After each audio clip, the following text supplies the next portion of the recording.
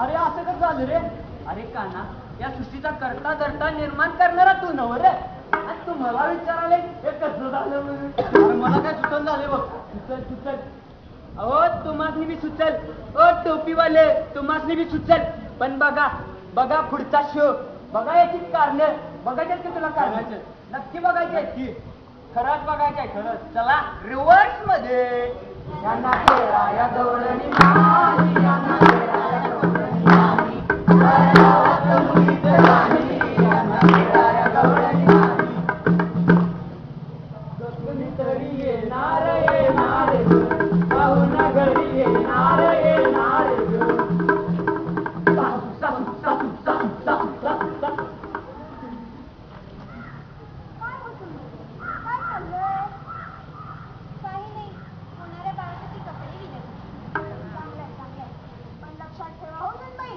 आपल्या घराण्याच्या वंश परंपरेप्रमाणे मुलगाच झाला पाहिजे. पण मुलगाच का? अहो मुलगा म्हणजे वंशाचा दिवा. म्हणूनच सांगते मुलगाच झाला पाहिजे. आणि पंटी झाली तर पंटी गवळणी नाही, यांना खेळाया गवळणी नाही, साऱ्या गावात मुलीच नाही, यांना खेळाया गवळणी नाही. अगं ए आवर की लवकर, किती उशीर झाला? दवाखान्यात जायचं. तुझं नेहमीच असते मग उशीर करायचे. चल लवकर. काय राव कुठे एवढे अरवाळी? कुठला का काही दिसत नाही? बायको पुटुशी आहे. दवाखान्यात चालू तिला दाखवायला. पुटुशी मग पार्टी झालीच पाहिजे. त्याची कुट्टीची आईला नुसती पार्टीला टपले. बघून येतो दवाखान्यात. आधी मुलं काय बोलली की मग बघा आपल्या त्यांच्याला पार्टी. अहो तुमच्यासारखी शिकलेली लोक असं मुलगा आणि मुलगीचा भेदभाव करायला लागले. आमच्या त्या अडाण्याने काय करायचं? ए नाही शाना शिकून तुम्हाला काय ए माझी आई. अहो वहिनी कसा काय शिकवायला तुला? हे झालं का तू लवकर दवाखान्यात? उशीर व्हायलाय. यांना खेळाया गवळणी नाही, यांना खेळाया गवळणी नाही, साऱ्या गावात मुलीच नाही, यांना खेळाया गवळणी नाही.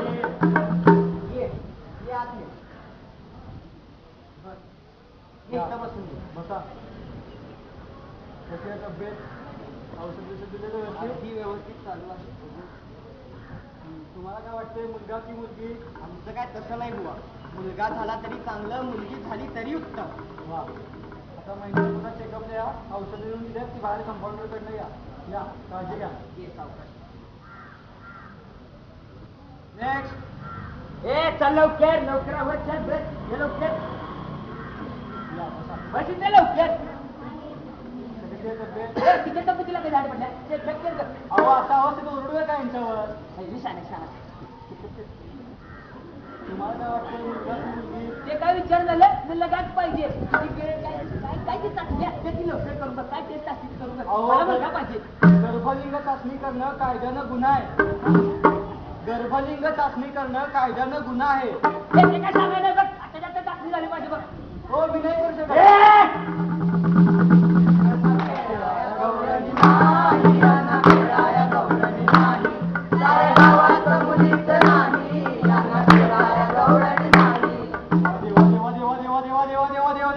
अरे तिला काना तू आणि कुठल्या देवाला जप कराले? त्यासाठी चेष्टा करू नको. ही चेष्टेची वेळ नाही आहे. मला काय सूचन झाले बघ. मला जरा वेळ रिलॅक्स होते. आता रिलॅक्स व्हायचंय तुला.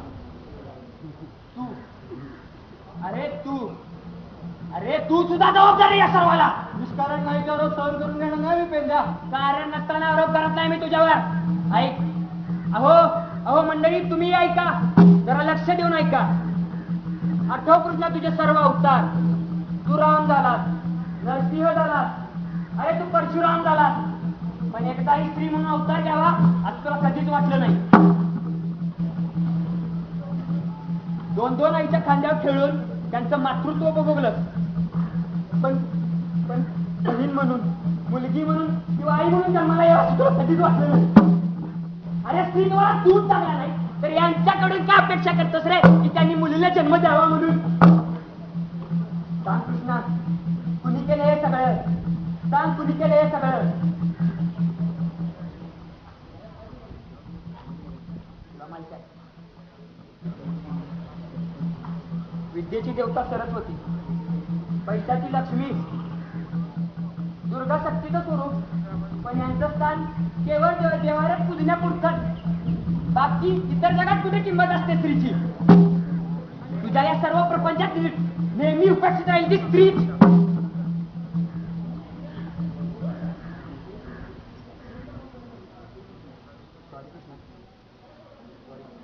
मला तुला दोष द्यायचा नव्हता, पण तुझ्या नावावर या सर्व लोकांनी केलेलं आहे सगळं.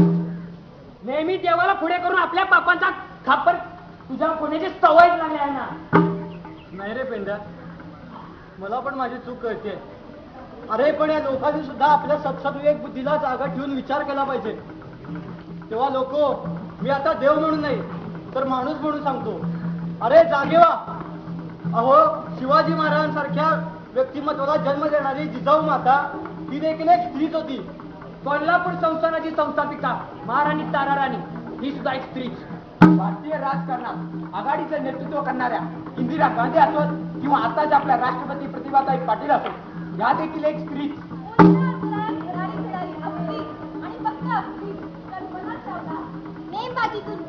कोल्हापूरचं नाव जगाच्या नकाशात नोंदवणार तेजस्विनी सावंत, त्याची पहिली महिला ऑफिसर किरण बेदी, मरणाच्या दारापर्यंत समाजसेवेचे व्रत घेणारी मदर टेरेसा ही देखील एक स्त्री. स्त्री ही कधी दुर्लभ नसते, ती असते कर्तृत्वाचा गाभा. ती आणि फक्त ती दाखवते आपल्याला यशाची वाट. धन्यवाद.